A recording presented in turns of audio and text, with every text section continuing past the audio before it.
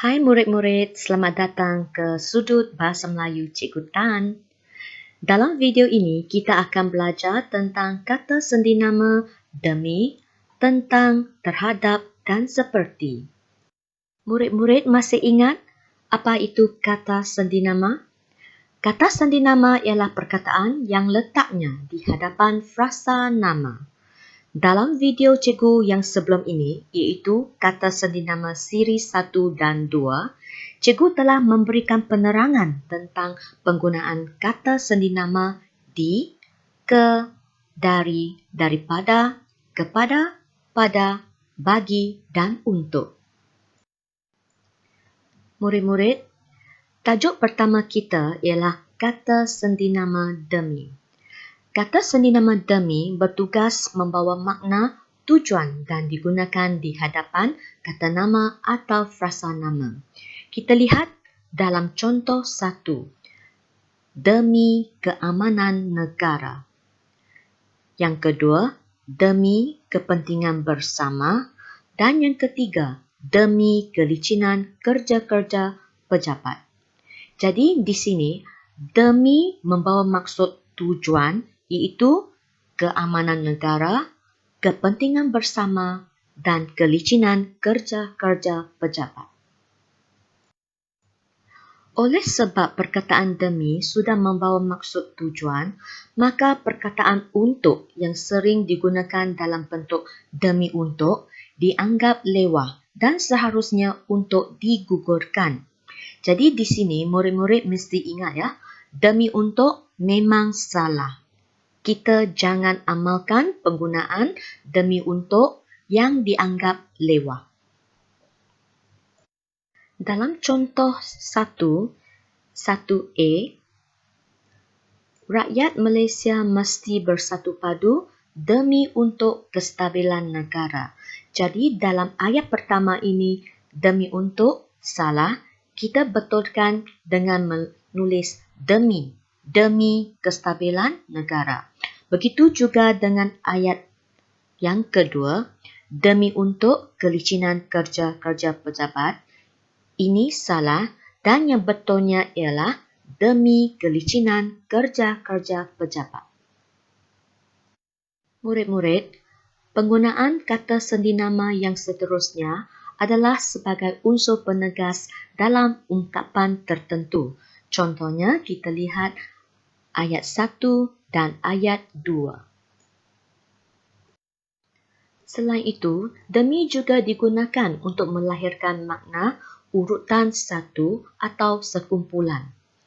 Kita lihat dalam contoh 1, satu demi satu, ataupun dalam contoh ayat kedua, pasukan demi pasukan. Kata sendi nama tentang.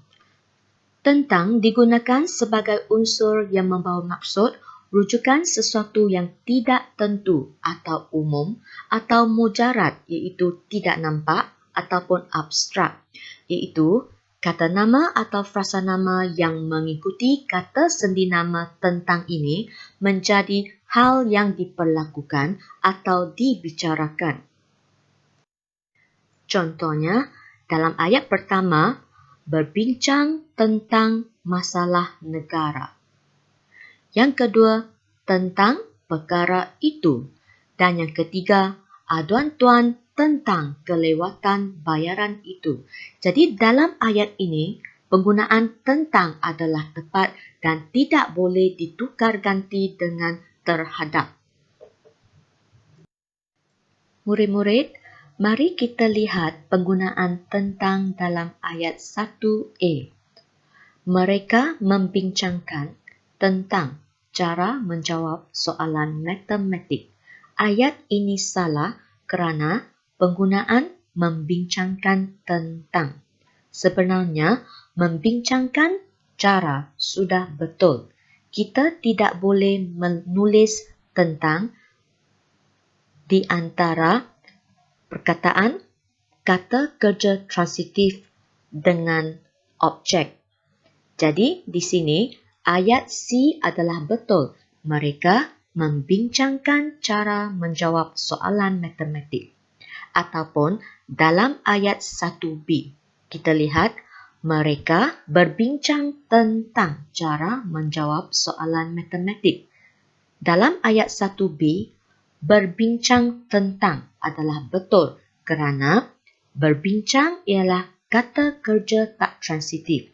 Jadi, apabila berbincang, kita mesti tulis tentang. Jadi, kesimpulannya, murid-murid mesti ingat, membincangkan adalah sama dengan berbincang tentang. Jadi, apabila kita menulis membincangkan, kita jangan tulis membincangkan tentang. Ingat ya murid-murid? Murid-murid, mari kita lihat penggunaan kata sendinama terhadap.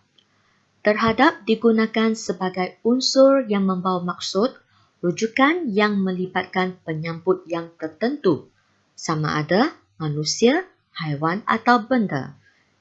Penyambut ini bersifat konkret, iaitu yang boleh kita nampak.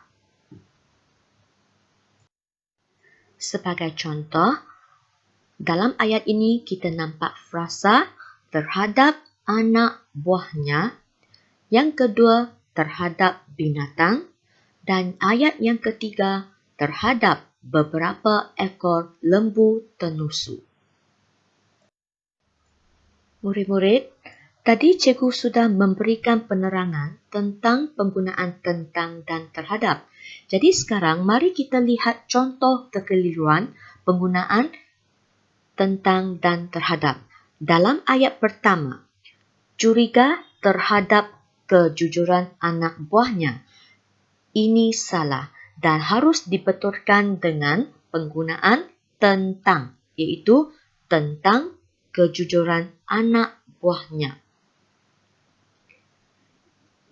Yang kedua, terhadap kebajikan orang kampung. Terhadap di sini salah dan perlu dibetulkan dengan penggunaan tentang kebajikan orang kampung. Jadi dalam ayat 1 dan 2, kejujuran dan kebajikan ialah unsur yang mujarad, iaitu abstrak. Jadi, untuk unsur yang mujarad, kita perlu menggunakan kata sendinama tentang.